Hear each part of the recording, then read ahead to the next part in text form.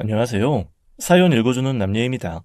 오늘도 와주셔서 감사드리며 오늘의 여성 사연자분 사연은 제가 소개해드리도록 하겠습니다. 많은 청취 부탁드리며 오늘의 사연 시작하겠습니다. 안녕하세요, 여러분. 다른 분들의 사연을 늘 듣기만 하다가 오늘은 저도 사연을 보내네요. 저는 40대 중반의 돌싱녀이자 이제 막 제 이름으로 피자 가게를 오픈한 초보 자영업자랍니다. OECD 회원국 중 우리나라가 자영업자 수로 5위에 오른다죠. 800만 명에 달하는 자영업자의 애환이야 더 말해 뭐할까 싶네요. 뛰는 물가, 그로 인한 외식 인구의 감소, 창업과 폐업을 반복하는 많은 소상공인의 하루하루가 전쟁 같은 게 현실이라죠. 지인들이 이구동성 최악의 경제난이라고 이때 하필 가게를 냈다고 저를 많이 걱정하더군요.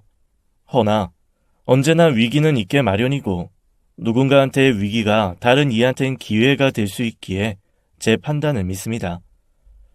사실 제가 피자 가게를 처음 운영해보는 건 아니고요. 전에 전 남편과 함께 가게를 할 때 그때의 경험이 지금 노하우가 되어 도움이 되는 게 사실이거든요. 과거 저는 이혼한 전력이 있는 남편을 소개로 만나 얼마간의 연애 기간을 거쳐 결혼을 했습니다. 그때 제 나이가 30대 중반이었네요. 그 나이까지 저는 싱글을 고집하며 중소기업체에서 사무직으로 일하고 있습니다. 많은 월급은 아니지만 혼자 먹고 살 만큼은 되고 사무직이라 크게 힘들거나 기술이 필요한 일도 아니었죠. 회사만 문 닫는 일 없이 잘만 굴러간다면 평생 직장 생활로 먹고는 살겠다 했네요. 대기업의 연봉과 직원 복지에는 될 게 아니지만 나름 내실 있는 중소기업이라 이곳에서 뼈를 묻어도 되겠다 싶었는데 사람 일 모르겠더라고요. 별로 크지도 않은 업체인데도 거기도 조직사회라고 사람들의 이해관계가 얽히고 설켜 오해와 갈등이 생겼습니다. 팔걸이 문화가 생겨나고 누구 밑에 줄을 서고 누구와 손 잡느냐에 따라서 직장 생활이 천국이 되기도 하고 지옥이 되기도 하더군요.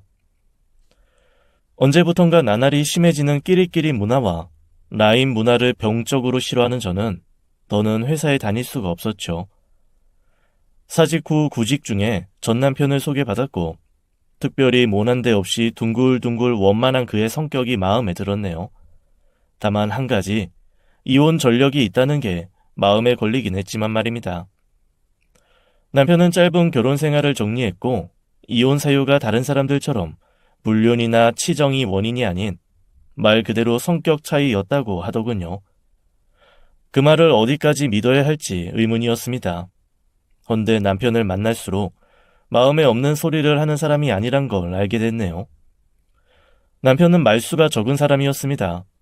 자기 감정을 겉으로 잘 드러내지도 않았죠. 매사 호불호가 명확하지 않고 가부가 분명하지도 않았습니다. 다른 사람은 어떨지 모르겠지만 전 그게 좋아 보이더군요. 저 역시 크게 감정적이거나 제 생각에 기분을 호들갑스럽게 겉으로 드러내는 편이 아닌 탓일 거예요. 저도 매사 조용하고 잔잔한 성격이거든요. 잘 만났다 싶었지만 일단 성격이 맞고 분위기가 비슷하다 보니 그의 홀 어머니를 모시고 살아야 하는 건 문제가 안 됐죠. 무남 동남인 그의 처지에 혼자 된 어머니를 나 몰라라 하는 게 외려 도리가 아니니까요. 그렇게 그와 결혼을 하고 시어머니를 모시고 살게 되었는데 그 당시 남편과 저는 작은 피자 가게를 시작했습니다. 이름만 대면 알만한 글로벌 피자 브랜드가 동네마다 하나씩 있는 판에 상호도 낯선 개인 피자 가게를 연다는 건 모험과도 같았네요. 허나 남편은 피자에 대한 남다른 열정이 있었습니다. 저 역시 그런 남편을 조력해 우리 가게를 동네 명물, 동네 맛집으로 만들어보자는 야무진 꿈이 있었죠. 그러기에 둘이 한마음 한뜻이 되어 가게를 운영해 나갔습니다. 저는 홀에서 주문을 받거나 혹은 매장 손님들을 맞이했고 남편은 주방에서 열심히 피자를 만들었죠. 주문이 접수되는 대로 믿을 만한 라이더를 수배해 배달 일을 맡기고 남편과 저는 손발 맞춰 열심히 장사를 해나갔습니다. 일단 둘이 모든 걸 책임지다 보니 기본적으로 나가게 되는 인건비를 줄일 수 있고 아무래도 내 장사다 보니 사심 없이 일하게 되더군요. 허나 그것도 한계가 있었습니다.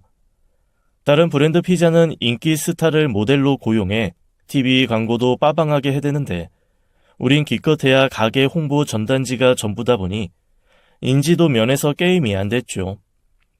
피자를 사먹는 주 고객이 아무래도 어린 친구들이다 보니 브랜드 모델이 누구냐에 따라서 매출 차이가 하늘과 땅이었습니다. 유명 걸그룹을 모델로 한 모 브랜드 피자는 매출을 헉소리나게 올린다던데 우린 그냥저냥 늘 고만고만한 매출을 올렸어요. 그러니 자구책으로 신메뉴 개발에 목을 맬 수밖에 없었습니다. 저는 일단 유통되는 피자 맛을 할 수 있는 한 다 맛보려고 했고 온갖 방법을 동원해 레시피를 구했었죠. 각 브랜드별 피자의 특징과 차별화된 마케팅 전략까지 인터넷으로 서칭하는 등 나름 최선을 다했습니다. 그렇다고 해서 이제껏 듣도 보도 못한 특별하고 이색적인 신메뉴가 하루아침에 뚝딱 만들어지는 건 아니지만 열심히 하다 보면 또 아나요. 누구도 흉내 낼 수 없는 우리 가게만의 스페셜 피자가 만들어질지. 그런 기대로 하루하루가 즐겁더군요. 남편도 그런저럴 지지하고 응원해주니 힘이 났었죠. 그렇게 우리 가족의 생계를 책임질 가게 운영은 남편과 합의 맞아 별 문제가 없었지만 정작 문제는 시어머니였습니다. 이게 남의 일일 땐 별 문제가 아닌 것 같은데 정작 내 일이 되고 보면 절대 작은 문제가 아닌 일이더군요.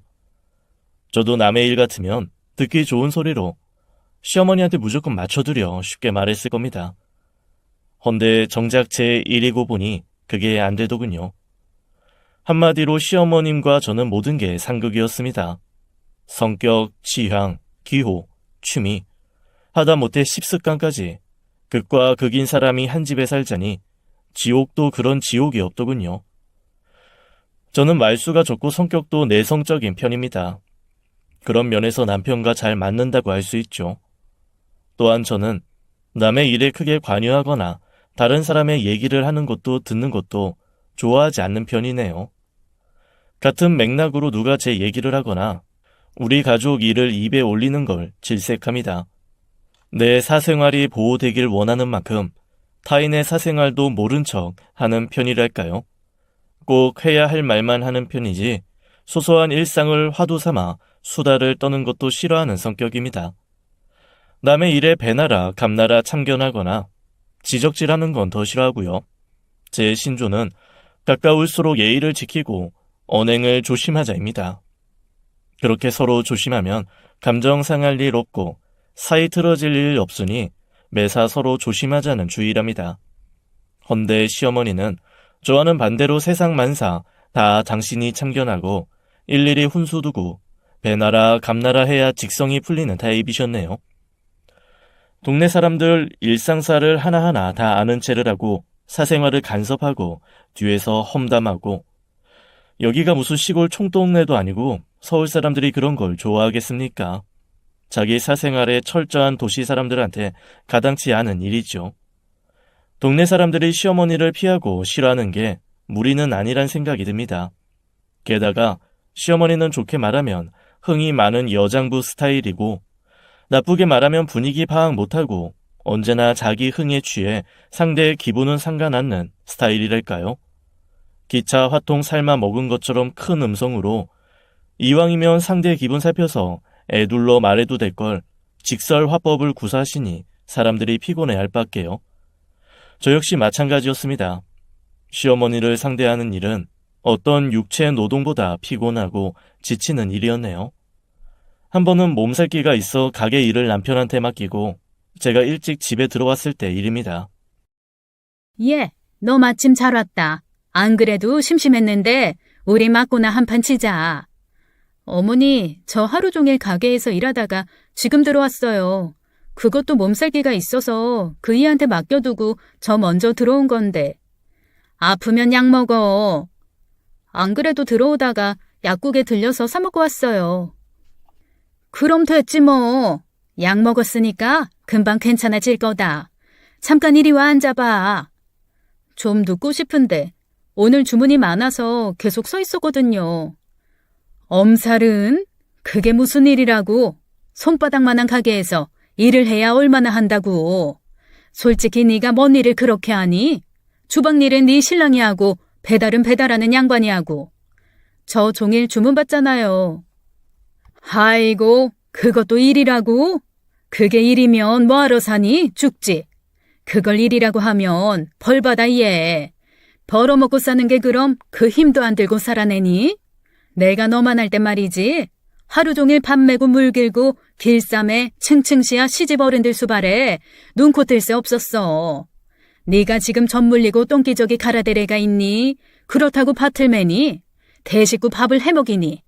넌 얘 세상 잘 타고 나서 거저 먹는 거야. 인생 꽁으로 사는 거다. 네, 알았어요. 할게요. 맞고 쳐드리면 되죠? 근데 저 화투 칠 줄 모르는데 어쩌죠? 지난번에 가르쳐줬잖아. 넌 머리가 나쁜 거니? 아닌 마음이 없는 거니? 어떻게 매번 가르쳐줘도 까먹어. 하다 보면 기억날 거야. 딱 3판만 치자. 너 피곤하다니까.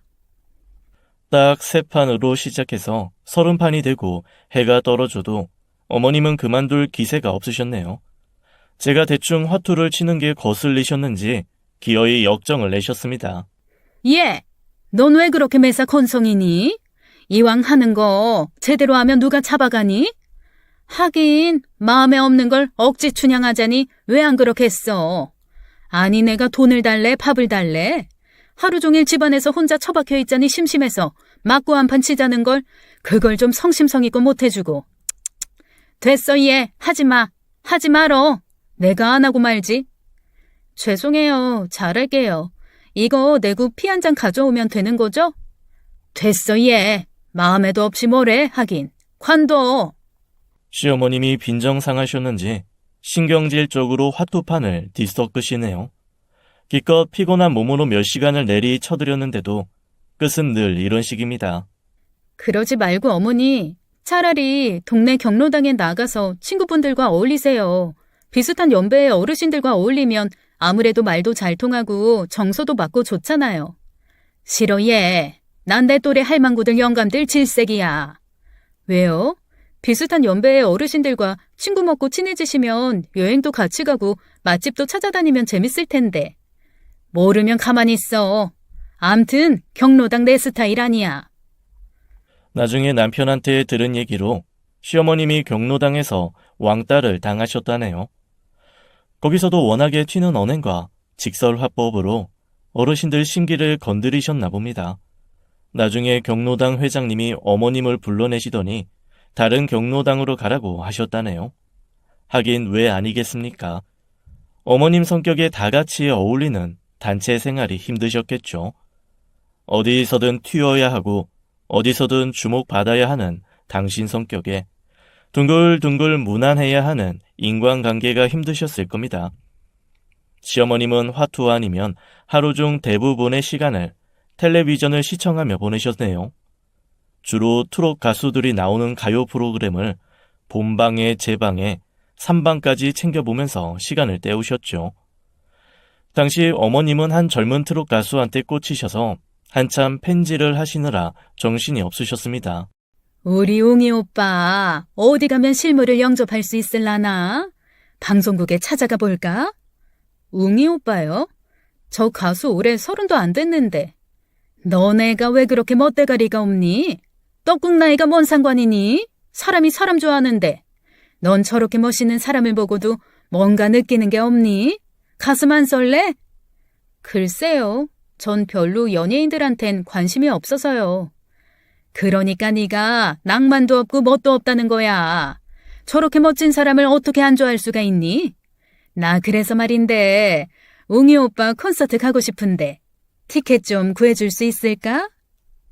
시어머님이 워낙에 그 가수를 좋아하시고 콘서트 한번 가면 소원이 없겠다고 하셔서 어렵사리 콘서트 티켓을 예매해드렸어요. 그랬더니 이번엔 가수한테 조공할 선물을 사야 한다고 100만 원을 내놓으라고 하시더군요. 어머니, 100만 원은 좀 과해요. 정 선물을 하고 싶으시면 꽃다발이나 하고 말지. 모르는 소리 말어 얘. 그딴 싸구려 꽃다발 나부랭이로 어떻게 눈에 띄니? 네가 요즘 팬 문화를 몰라서 그렇지 100만 원은 돈도 아니야 얘. 걸그룹 인기 멤버는 팬한테 수억짜리 자가용도 선물 받는 시대야. 솔직히 100만 원이면 겨우 체면치레 하는 수준이지 뭐. 그래도 100만 원이면 저희 가게 한 달 월세인데요. 넌 그렇게 매사 모든 걸 계산기 두드리고 사니? 그래서 줄 거야 말 거야? 드리긴 하는데요. 이번이 마지막이에요. 다음엔 안 돼요. 저요, 차라리 이 돈으로 어머님이 쓰시는 거면 안 아까워요. 그치만 돈 잘 버는 연예인한테 갖다 바치는 건 좀 그래요. 100만 원 남기려면 그 이하고 제가 피자를 몇 판이나 팔아야 되는지 아세요? 그래, 알았어. 알았으니까 잔소리 좀 그만해. 그거 몇 푼 내놓고 생색은 톡 까놓고 너 내가 다른 집 시모들처럼 남자를 만나러 댕기니? 아니면 억대 노름을 하니? 다른 집은 영감쟁이랑 연애질하고 날마다 끌어모여서 노름도 해 얘. 그런 거에 대면 얼마나 애교니? 너 내가 듣도 보도 못한 영감쟁이랑 연애하고 결혼한다 그러면 어쩔 거야? 그럼 너 팔자에 없는 시아버지 모시고 살아야 돼. 내가 너 생각해서 그런 거 안 하잖아.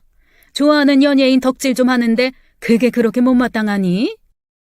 우리 살림에 만만치 않은 금액이었지만 시어머니 취미 활동비로 생각하고 큰 마음 먹고 해드리기로 했습니다. 100만 원을 은행에서 찾아와 어머니께 드리면서 그땐 그게 마지막인 줄 알았죠.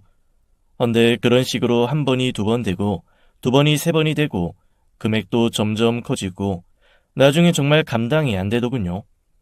결국 시어머니께 더는 해드릴 수 없다고 하자 어머님이 길길이 화를 내셨고 저하고 말 섞기 싫다며 2달을 조면하셨답니다.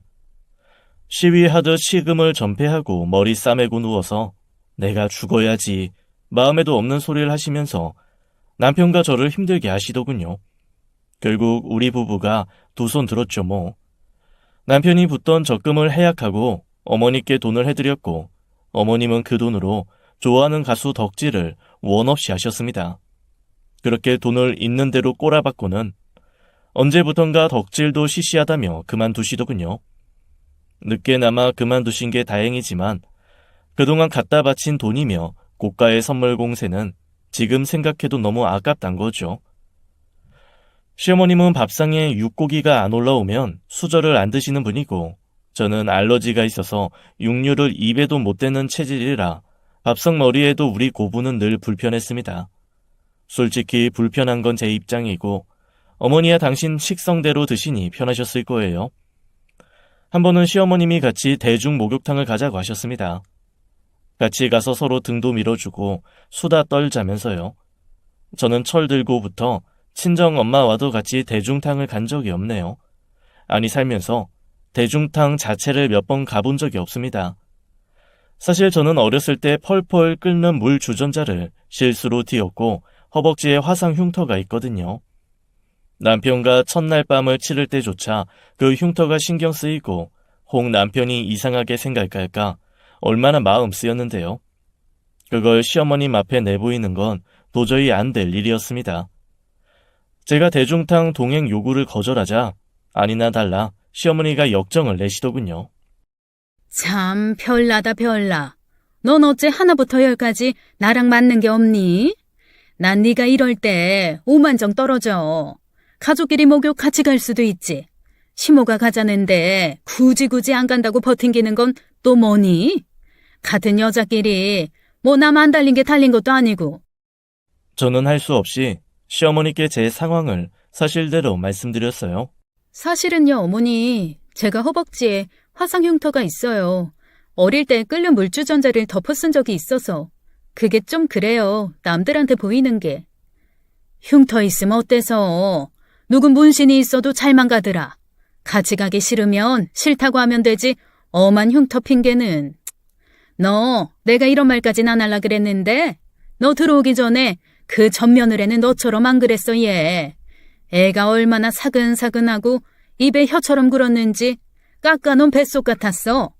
너처럼 뻣뻣한 장작대기 안 같고. 나랑 얼마나 아삼육이 잘 맞았는지 우릴 보고 사람들이 그러더라. 환상의 구부라고. 눈빛만 봐도 그냥 딱 속내를 알아채고 완전 쿵짝 제대로 맞았지. 걔들 갈라서고 내가 두고두고 얼마나 아쉬워한 줄 아니? 마음 잘 맞는 며느리 보는 것도 늙은이 복이라면 큰 복인데 그 복을 걷어찼으니 오죽 아쉬웠겠냐고. 성격 차이는 뭔 놈의 성격 차이? 그냥 참고 살면 될 걸 기어이 갈라서기는. 재혼하면 뭐 용 빼는 사람 만날까봐? 다 구관이 명관인데 팔자를 얼마나 잘 고치겠다고. 외려 팔자가 오그라들었지. 전 번번이 시어머님의 거침없는 화법에 상처를 입었습니다. 어떻게 제 앞에서 남편의 전처 얘기를 아무렇지 않게 꺼낼 수가 있죠. 어떻게 저한테 그 여자 얘기를 하면서 당신과는 찰떡궁합이라고 하나부터 10까지 잘 맞아서 다시 없을 고부진간이었다는 소리를 태연히 하실 수가 있을까요? 저의 상한 마음은 짐작도 안 되시나 보죠. 굳은 얼굴 따윈 눈에 들어오지도 않으시나 봅니다. 그러도 어머님은 툭하면 전 며느리를 거들먹거리며 저와 사사건건 비교하고 그 여자를 두둔하는 말을 무신경하게 내뱉으셨네요. 처음엔 뜨악했지만 그게 반복되다 보니 너무 불쾌했고 어머님에 대한 미움과 원망이 마음속에 생겨나더군요. 왜 아니겠습니까? 누군들 비교당하고 끝없이 채점당하면 욱하는 마음부터 생기지. 전 그대로 두면 어머님을 정말로 미워하게 될 것 같아서 남편한테 부탁을 했습니다. 내가 직접적으로 말씀드리는 것보다 당신이 애둘러서 말씀드려보면 어떨까? 그게 어머님 입장에선 덜 불쾌하실 것 같은데. 그 여자 얘기하지 마시라고. 당신이 한 귀로 듣고 한 귀로 흘려버려. 우리 엄마 원래 그런 성격인 거 이제 당신도 알잖아. 왜 영양가 없는 노인네 말을 귀담아 듣고 기분 상하고 그래. 그러려니 하고 말지. 당신이 그러지 말라고 해주면 안 돼? 어머님 저 말버릇 고치셔야 돼. 지금이야 내 앞에서 그러시지만 나가면 다른 사람들 앞에서도 그럴 거 아니야. 사람들 앞에서 옛날 며느리랑 지금 며느리 비교하고 점수 매기는 거 정말 생각만 해도 끔찍하다. 우리 엄마가 내 말 들을 사람인가? 우리 엄마 아무도 못 말려. 하나님도 못 말릴걸. 우리 엄마지만 나 감당 못하니까 나한테 자꾸 그러지 마로. 솔직히 고부 문제는 둘이 알아서 풀어야지. 내가 끼어들면 일만 더 커져요. 우유부단하고 소심한 남편이 손사래를 치네요. 고부 문제에 자기를 끌어들이지 말라니. 자기 뭐 우리 식구 아닌가? 꼭 남처럼 말하는 거 있죠. 남편한테서는 기댈 거에 없겠다 싶어 저는 고민 끝에 직접 말씀드리기로 했습니다. 어머님, 저 그 여자 얘기 안 듣고 싶어요. 번번이 제 앞에서 그 여자 얘기 꺼내시는 거 다분히 다른 의도가 있는 걸로 생각돼요, 저. 무슨 다른 의도? 어머님이 저랑 그이 이혼시키고 다시 옛날 며느리를 드리고 싶어 하시는 걸로요. 넌 무슨 그런 소리라니? 내가 그런 생각을 왜 해? 그게 아니시면 그 여자 얘기 제 앞에서 두 번 다시 하지 마세요. 어머님하고는 잘 맞는 환상의 커플인지 몰라도 저한테 반가운 사람 아니잖아요. 이미 다 끝난 인연인데 자꾸 입에 올려봐야 뭐 하겠어요. 싫든 좋든 이제 어머니 며느리는 그 여자가 아니라 저예요. 저하고 잘 지내셔야죠. 안 그래요? 자꾸 얼굴도 모르는 여자랑 비교당하는 거 정말 기분 별로예요. 입장 바꿔서 제가 옆집 할머니랑 어머님이랑 비교하면 좋으시겠어요? 그러니까 서로 조심할 건 하면서 잘 지내요, 우리. 그제야 시어머님이 입을 닫으시더군요. 그렇게 집안에서 남편의 전처 얘기가 사라질 즈음 시어머님이 갑작스레 외출이 잦아지시더군요. 어딜 다녀오셨냐고 물어도 우물쭈물. 의아했지만 친구분 댁에 마실 갔다 오시려니 했습니다. 어머님은 그렇게 거의 날마다 외출을 하셨고 그즈음 전 이제껏 심혈을 기울여 연구해온 신메뉴 개발이 막바지라 더는 어머님께 신경 쓸 여유가 없었네요. 우선 단골 손님을 중심으로 맛 평가가 시급했습니다. 단골 손님들이 긍정적인 평가를 해주셨죠. 다행이다 싶더군요. 일단 신메뉴 출시 기념으로 파격적인 할인가로 판매를 시작하자 주문이 빗발치더군요. 라이더분들을 평소보다 많이 호출했는데도 배달이 밀려 급한 대로 가까운 거리는 제가 직접 배달을 나갔습니다. 저희 집 근처에 있는 신축 빌라에 신메뉴 피자를 배달하고 막 돌아 나오던 길이었네요. 감자롤은 서비스로 드리는 거고요. 맛있게 드시고 별점 잘 부탁드립니다. 그렇게 고객한테 인사를 드리고 돌아서서 엘리베이터를 기다리는데 막 엘리베이터가 도착하고 문이 열리면서 안에서 시어머님이 나오시더군요. 어머니는 제 또래의 젊은 여자와 다정히 팔짱을 끼고 하하호호 뭐가 그렇게 좋은지 웃음보를 터트리며 나오시는 거 있죠. 그 여자랑 얘기하느라 절 알아보지도 못하시더군요. 배달간 집 옆집으로 들어가려던 걸 제가 먼저 아는 체를 했습니다. 어머니, 여긴 무슨 일이세요? 어머머머, 그러는 넌 여기 왜 있어? 저야 배달 왔죠. 오늘 배달이 밀려서 저도 거들어요, 지금. 그래? 그럼 어여 배달하고 가. 난 볼 일이 있어서. 어머님 옆에서 저를 위아래로 훑어보는 그 여자 시선이 몹시 거슬리더군요. 누군데 어머님 팔짱을 다정히 끼고 저러는지 누가 보면 제가 아니라 저 여자가 며느리인 줄 알겠다 싶었죠. 그런데 어머니, 이분은 누구세요? 어머님이라고 하는 거 보니까 그이랑 재혼한 분이시구나. 전 한승현 씨 전처예요. 어머님이 제 얘기 안 하셨나? 그럴 리가 없는데. 그쪽 얘긴 저한테 많이 하셨거든요. 아무튼 반가워요. 이렇게 만나서. 아닌가? 반가우면 안 되는 건가? 뭐가 됐든 재밌다. 여기 우리 집이거든요. 기가 막히더군요. 잘 됐다. 이왕 이렇게 만난 거. 어머니, 우리 피자 시켜 먹어요. 뭐가 맛있어요? 제일 잘 나가는 걸로 한 판 갖다 줘요. 그 여자가 지갑에서 5만 원권 지폐를 꺼내 제게 건네더군요. 잔돈은 됐어요. 팁이라고 해두죠. 저는 돈을 돌려주면서 확실히 못 박았습니다. 미안한데 주문은 전화로 해주세요. 아님 배달 앱으로 하시든가. 우리 가게는 팁 같은 거 안 받습니다. 그리고 웬만하면 우리 가게에서 시켜 드시지 마세요. 이 동네 피자 가게 널렸으니까. 어머머머? 웃기는 사람이네. 손님 가려받아요, 거긴? 저는 그 여자와 더는 말 섞기도 싫어서 어머니께 말씀드렸습니다. 어머니, 지금 저랑 같이 가세요. 집에 가서 드릴 말씀 있어요. 굳어진 제 안색을 살피시더니 어머니는 할 수 없이 저를 따라 나서시더군요. 그리고 집으로 와서 제가 갖는 여러 궁금증을 그저 한마디로 일축해버리셨습니다. 걔가 원래는 저기 의정부 쪽에서 전세 살았는데 거기 전세 기한이 다 됐다는 거야. 그래서 내가 우리 동네로 소개해줬지. 마침 적당한 집이 나왔길래. 그럼 그동안 어머님 매일 외출하신 것도 그 여자 집에 가신 거였어요? 의정부까지? 그렇지 뭐. 내가 워낙에 개성이 강해서 동네 노인정에도 못 가고 너나 애비는 가게 매달려 있으니 종일 빈집에서 심심하잖아. 내가 집 지키는 개도 아니고. 그래서 맞고도 치고 수다나 좀 떨까 싶어서 찾아갔어. 근데 인간적으로 거리가 멀어도 너무 멀더라. 전철을 타도 꼬박 1시간이니 원. 그래서 이왕이면 가까운 데로 이사 오면 좋겠다 싶었지 뭐. 어머님은 어떻게 제 생각은 하나도 안 하세요? 그 여자랑 한 동네에서 살면 제 기분이 어떨지 짐작 안 되세요? 별스럽게도 군다. 걔가 너한테 밥을 달래 떡을 달래? 저는 저대로 너는 너대로 사는데 뭐가 어때서 그러니? 이건 누가 들어도 말도 안 되는 거죠. 어떻게 전처랑 후처랑 한 동네에서 살아요? 그것도 엎어지면 코 닿을 거리예요. 그런 소리 말어 얘. 누가 들어도 네가 별난 거지. 한 동네에서 살면 사는 거지 뭘 그렇게 유난을 떠니? 그래서 앞으로도 계속 그 여자랑 만나시겠다는 거죠 지금? 못 만날 거 없지 뭐. 톡 까놓고 아들놈하고 인연 끊기는 거지 나하고는 아니지. 내가 왜 니들 때문에 걔랑 억지로 절연해야 되니? 너 때문에 영 끊고 살고 싶지도 않어. 솔직히 누구도 걔처럼 내 마음에 들기 힘들거든. 말동무도 되고 친구처럼 어울려 놀다 보면 하루가 후딱 가서 난 너무 좋다 얘.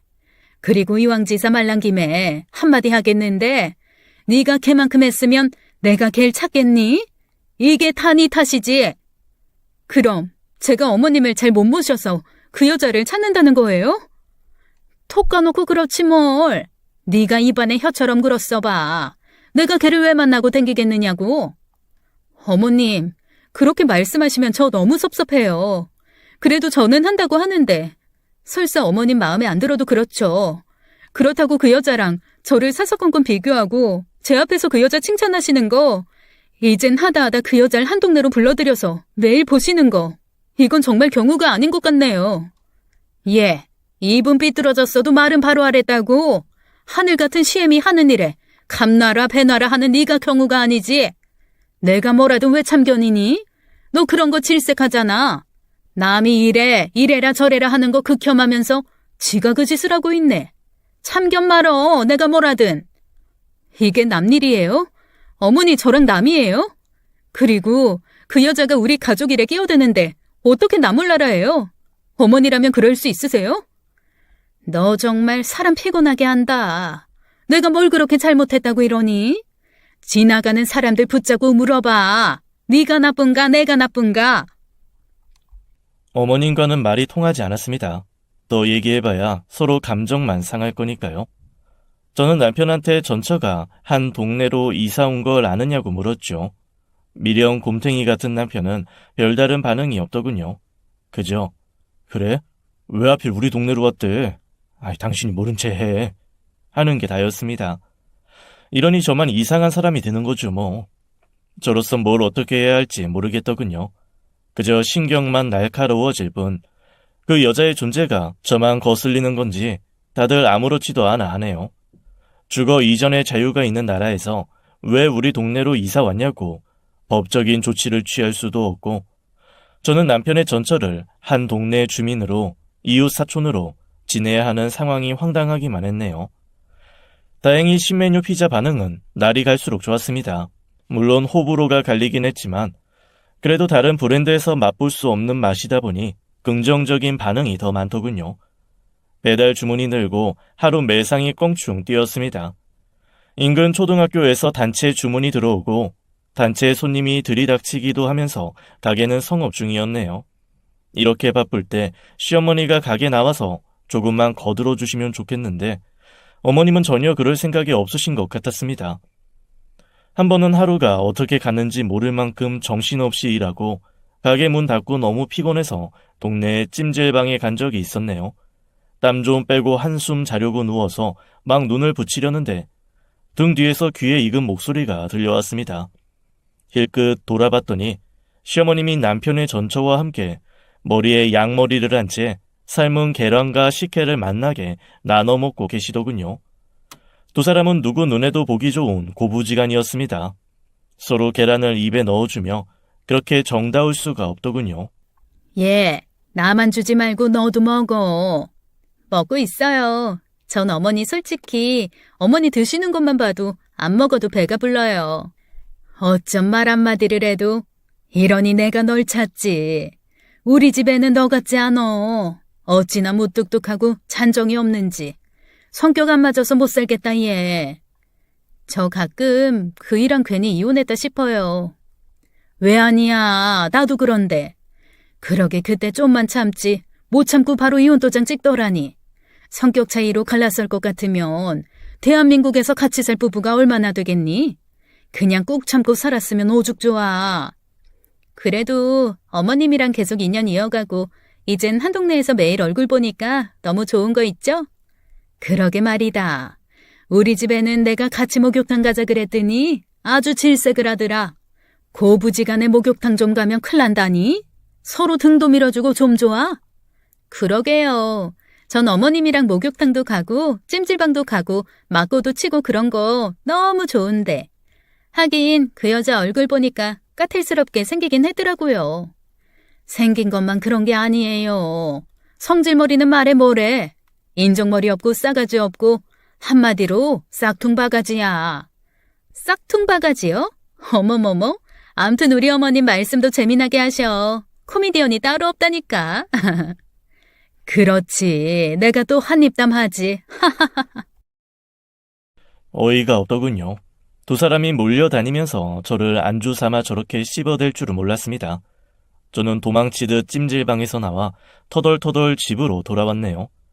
시어머니한테 찜질방에서 엿들은 얘기를 할 수도 없고 그렇다고 혼자만 속으로 사귀자니 힘들더군요. 그래도 일단 제 선에서 참아보기로 했죠. 그 후 어머님은 저한테 피자 가게에 사람 안 필요하냐며 알바 구하면 적임자가 있다고 하시더군요. 그렇지 않아도 파트타임 알바를 하나 쓸 생각이었기에 누구냐고 물었더니 남편의 전처를 추천하시더군요. 그 여자가 일자리를 구하고 있는데 마땅한 곳이 없어서 고민 중이라나요? 어머님은 정말 왜 저러시는 걸까요? 손바닥만한 피자 가게에서 남편과 전처와 후처가 얼굴 맞대고 대체 뭘 하라는 거죠? 제가 딱 잘라서 거절하자 시어머님은 이번에 당신이 직접 가게에 나와서 일손을 보태겠다고 하시더군요. 그런 적이 없었는데 웬일인가 싶었습니다. 의외였지만 어머님이 원하시면 그러라고 허락해드렸죠. 그렇게 어머님이 가게 나와서 알바 일을 하신 지 6개월이 지나고 기야말 일이 벌어졌습니다. 동네 초입에 새로 피자 가게가 오픈했더군요. 안 그래도 작은 상권에서 피자 가게가 하나 더 생기자 여간 신경 쓰이는 게 아니었습니다. 헌데 정작 기야만 일은 그 가게 주인이 바로 남편의 전처라는 사실이었죠. 게다가 우리 가게의 특별 신메뉴와 똑같은 메뉴를 시그니처 메뉴로 내걸었더군요. 상식적으로 이해할 수 없는 일이 눈앞에서 벌어지자 전 정신적으로 멘붕 상태였죠. 남편한테 전처가 우리 가게 신메뉴와 같은 걸 팔고 있다고 동네 초입에 오픈한 피자 가게 주인이 다름 아닌 당신 전처라고 일러주자 남편도 모르고 있던 일인지 화들짝 놀라더군요. 그 여자가 무슨 재주로 제가 근 1년 동안 공들여 개발한 신메뉴와 똑같은 피자를 단기간에 똑같이 만들어 팔 수 있을까요? 굳이 확인하지 않아도 알 수 있는 일이었습니다. 시어머님이 알바를 하겠다며 가게에 나오셨던 그 6개월 동안 제 비밀 레시피를 훔쳐보고 남편의 주방도 핸드폰 카메라로 찍어 가셨겠죠. 그거야 말 안 해도 알 수 있는 일이니까요. 그래도 혹시 몰라서 저는 가게에 설치되어 있는 CCTV를 돌려봤습니다. 혹시나가 역시나더군요. 대체 왜 그렇게까지 하시는 걸까요? 그 여자가 대체 뭐라고? 어머님한텐 그 여자가 당신 아들이나 며느리보다도 소중한 존재인가 싶더군요.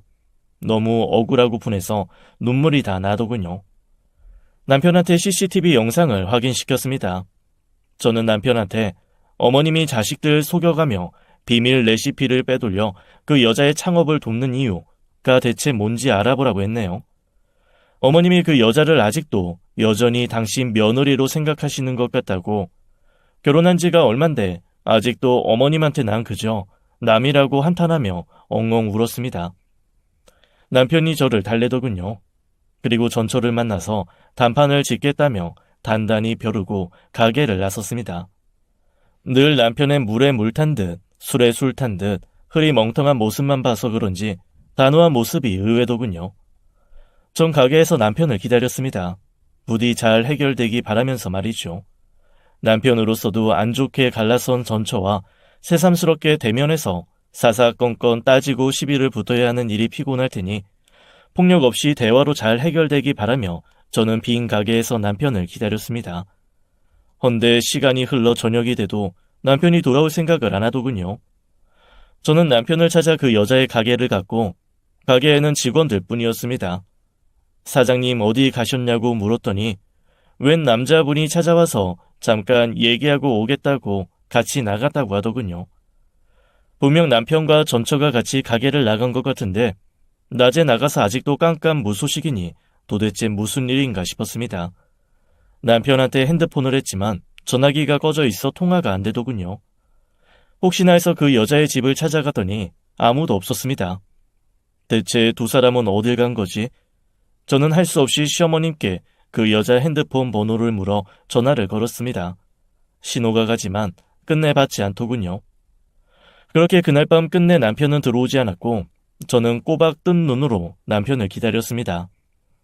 남편을 기다리다가 깜빡 잠이 든 새벽녘에 띠링 문자 수신음에 번쩍 잠에서 깨서 전 핸드폰을 확인했네요. 그 여자가 보낸 문자였습니다. 그이가 잠이 깊이 들었네요. 재워서 내일 아침에 보낼게요. 남편의 전처는 짧은 문자와 함께 사진을 한 장 보냈더군요. 모텔 객실 침대에서 술 취해 널브러져 있는 헐벗은 남편의 모습이었습니다. 그 옆에 속옷 차림의 그 여자까지. 도대체 이따위 사진을 보낸 저희가 뭔지, 그 전에 남편은 왜 그 여자랑 모텔까지 가서 술이 떡이 돼서 인사불성으로 저러고 있는 건지 도통 모르겠더군요. 이게 지금 상식적으로 일어날 수 있는 일인가요? 사진 보고 열 좀 받아라 하는 그 여자의 얕은 속셈을 모르는 바 아니지만 어쩔 수 없이 화가 머리끝까지 치밀어 올랐습니다. 남편을 용서할 수 없더군요. 다음날 집에 들어온 남편은 아무 일도 없다고 변명했습니다. 전처랑 얘기하다가 말이 안 통해 화가 나 술을 한 잔 마셨고, 그러다가 술이 땡겨서 더 마시고 그러다가 술이 술을 불러서 또 마시고 그렇게 꽐라가 되도록 퍼마시고 술집에서 필름이 끊겼다네요. 전처가 인사불성인 자기를 들쳐매고 근처 모텔로 데려간 것 같다고 하는 거 있죠. 절대 아무 일도 없었다는데 이걸 믿으라고 하는 소린지 아니면 발등에 불 떨어졌다고 마구잡이로 지어내는 건지 모르겠더군요. 여튼 남편은 그렇게 믿기지 않는 변명을 구차하게 해댔죠. 그런 남편도 남편이지만 저를 더 화나게 하는 건 시어머니였습니다. 남편이 전처와 밤을 보내고 들어와도 별일 아닌 것처럼 구시더군요. 사람이 술 취하면 그럴 수도 있지. 뭘 그렇게 사람을 잡니?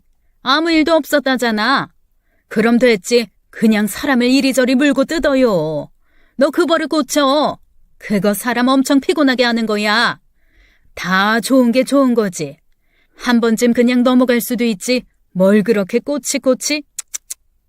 저는 도저히 더는 못 참겠더군요. 어머니는 뭐가 그렇게 좋은 게 좋은 거예요? 남편이 이혼한 전처랑 모텔에서 하룻밤 자고 들어왔는데 그걸 그냥 넘어가라고요? 그럴 수 있는 일이라고요? 도대체 어머니는 상식이라는 게 있는 분이세요?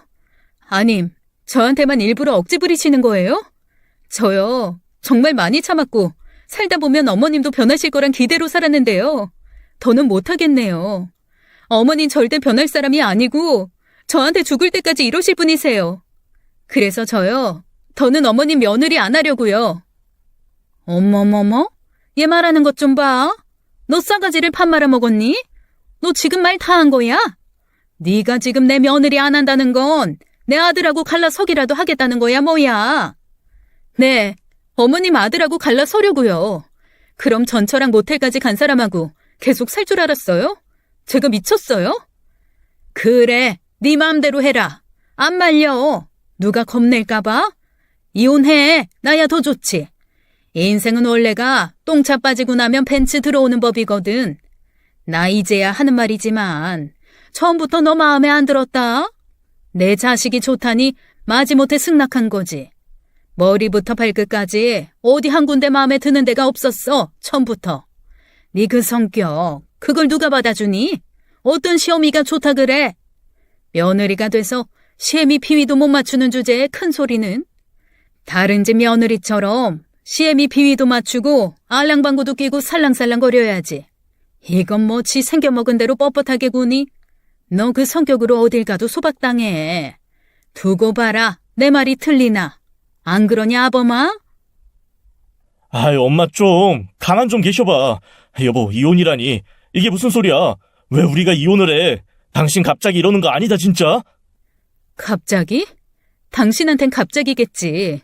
그치만 난 아니야. 결혼하고 이날 이때까지 당신이 내 편인 적 한 번이라도 있었니? 든든히 날 지켜준 적 있었냐고. 어머니 말도 안 되는 생때에 억지에 사람 피곤하게 할 때도 나 몰라라 방관만 했지. 언제 이 집안 가장으로서 제대로 교통정리 한 적 있었냐고. 거기다 이젠 대놓고 전처랑 모텔까지 들락이는 주제에 뭐? 이혼을 왜 하냐고? 웃긴다 정말. 여보, 나 진짜 아무 일 없었어. 내가 그 여자랑 그 짓을 했으면 당신 아들이다. 어젯밤에 나 완전히 필름 끊겨서 하고 싶어도 못해요 그거. 상관없어. 설사 무슨 일이 있었다고 해도 이제 내 알바 아냐. 나 당신한테 정 떨어졌거든. 여보, 제발 이러지 마라. 내가 잘못했어. 한 번만 용서해주라. 다시는 이런 일 없을 거니까 한 번만 용서해주면 내가 당신한테 잘할게. 어? 제발. 남편은 거듭 용서를 빌더군요. 허나 시어머님은 달랐습니다. 그만둬 이놈아. 넌 사내 새끼가 돼서 벨도 없냐? 저희 마누라한테 파리 마냥 빌고 있네. 끝내고 싶다는데 뭘 그렇게 매달려 미련하게. 당장 이혼 도장 찍어줘 버려. 누가 아쉬운데? 이혼하고 네 전처랑 다시 합쳐. 그럼 되잖아. 간단하고 좀 좋아? 뭘 합치긴. 내가 그 여자랑 왜 또 살아야 되는데? 걔만큼 나하고 잘 맞는 애가 없다니까 그러네. 그럼 엄마가 그 여자랑 결혼해서 살면 되겠네. 나 끌어들이지 말고. 미친놈. 지금 그걸 말이라고 하냐? 엄마가 미쳤지 내가 왜 미쳐?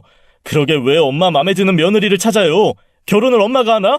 데리고 사는 건 난데. 내 맘에 들고 나랑 잘 맞아야지. 그럼 이날 이때껏 너 낳고 키워준 애미는 뭐냐? 네 맘에만 들면 땡이다 이거야? 내 맘엔 판도 안 차도? 그러니까 왜 며느리를 엄마 맘으로 뽑냐고요.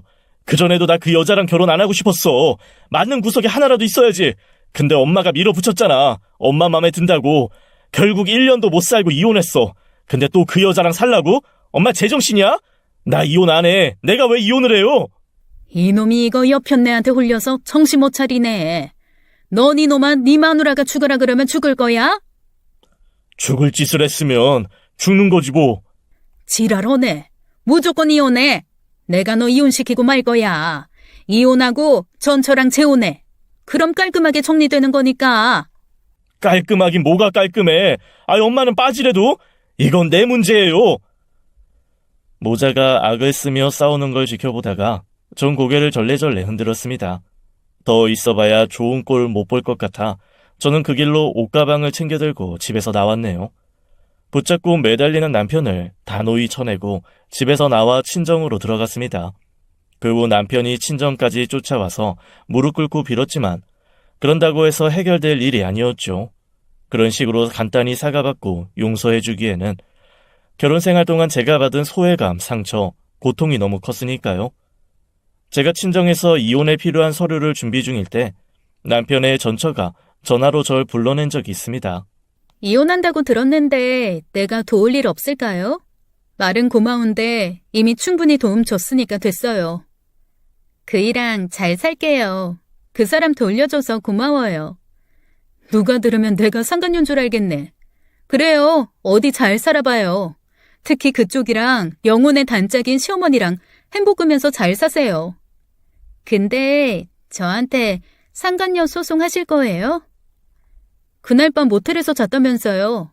그래서 속옷 차림으로 사진 찍어서 보낸 거 아닌가요? 소송하라는 뜻 아니었어요? 아니, 난 꼭 그런 뜻으로 보낸 건 아니거든요. 난 그냥 그쪽 열받게 하려고. 무슨 생각으로 보냈든 덕분에 소송이 쉽겠어요. 증거가 워낙 빼박이라. 그냥 쿨하게 이혼하시면 안 돼요? 상간녀 소송 이런 거 하지 마시고. 누구 좋으라고? 내가 왜 그래야 되는데요? 그냥 이혼만 하시지. 그럼 내가 평생 은인으로 생각할 텐데. 나 그쪽한테 은인 같은 거 할 생각 없어요. 그럼 어떡해. 나 위자료 줄 돈 없는데. 가게 내느라 완전 개털인데. 가게도 다 은행 돈으로 차린 거예요. 사진 괜히 보냈나 봐. 내가 그날 왜 그랬지? 아, 내가 미쳤지 미쳤어. 근데 위자료 얼마나 준비해야 돼요? 대출 받아야 돼요? 그거야 판사님이 알아서 하실 일이죠. 근데 그 목에 두른 스카프 혹시 어머님한테 받은 거예요? 맞아요. 어머님이 주셨어요. 선물이라고. 그거 내가 해드린 거예요. 어머님 생신 때 큰맘 먹고 하도 명품 하나 없다고 난리치셔서. 그게 돌고 돌아 그쪽한테 갔네요. 시어머님 사랑 정말 눈물 겹네요. 앞으로도 쭉 그 사랑 듬뿍 받고 사세요. 아주 잘 어울리는 고부 되겠어요. 그 나물의 그 밥처럼 말이죠. 그 나물의 그 밥? 그거 칭찬이에요, 욕이에요? 좋을 대로 들으세요. 전 그럼 이만. 그 후 저는 남편을 상대로 이혼을 신청했고 남편의 정처에겐 상간녀 소송을 그리고 가장 중요한 시어머님을 상대로는 제가 개발한 특급 레시피를 빼돌려 상대 업자에게 넘긴 죄를 물어 소송을 걸었습니다. 남편이 하도 매달려서 한 번쯤 용서해줄까 하는 생각도 잠깐 했지만 도저히 시어머님과는 다시 같이 살 엄두가 안 나더군요. 저는 부부의 궁합만큼 고부의 궁합도 중요하다고 생각합니다. 그리고 웬만한 고부 관계를 위해선 어느 일방이 아닌 양쪽 모두 매너와 선을 지켜야 한다고 생각하고요. 그걸 모르는 시어머님을 만난 건 저의 불행이겠죠. 가족이라는 이름으로 무신경하게 선을 넘어버린 건 가족의 자격이 없는 거 아닐까요? 시어머니의 소송권만이라도 취해달라는 남편의 부탁을 저는 일구에 거절했습니다. 레시피 도용에 대한 치열한 법정 싸움 끝에 저는 승소했고 시어머니는 막대한 금액을 배상해야 했습니다. 그 탓에 남편이 가게를 정리했다고 하더군요. 저는 배상금으로 친정 동네에서 작게 제 이름을 내건 피자 가게를 오픈했습니다. 가게를 차리고 이젠 정말 내 장사다 싶으니까 더 열의가 생기더군요. 아직 시작한 지 얼마 안 돼 장사는 임대료와 인건비 정도 나오는데 입소문만 제대로 타면 곧 자리 잡지 않을까 희망을 가져봅니다. 길지 않은 결혼 생활을 끝내고 돌싱이 되면서 저는 많은 생각을 했고 또 저 자신을 반성도 했지만 중요한 건 과거가 아닌 바로 지금이라는 걸 깨달았네요. 해서 지금 바로 오늘도 열심히 맛나게 피자를 굽고 있답니다. 여러분 인천 만석동에 오시면 저희 피자 가게 꼭 한번 들려주세요. 힘든 시기에 다들 어려우실 겁니다. 하지만 오늘 하루를 열심히 살아내면 분명히 내일은 더 좋은 하루가 될 거라 믿네요. 햇병아리 자영업자가 대한민국 모든 선배 자영업자들에게 함께 파이팅 하자고 하고 싶습니다. 선배님들 다 같이 파이팅, 우리 힘내자고요. 지금까지 제 사연 들어주셔서 감사합니다. 지금까지 사연 읽어주는 남녀였습니다. 끝까지 함께 해주신 여러분 감사드리며 저희는 다음 사연으로 돌아올게요. 감사합니다.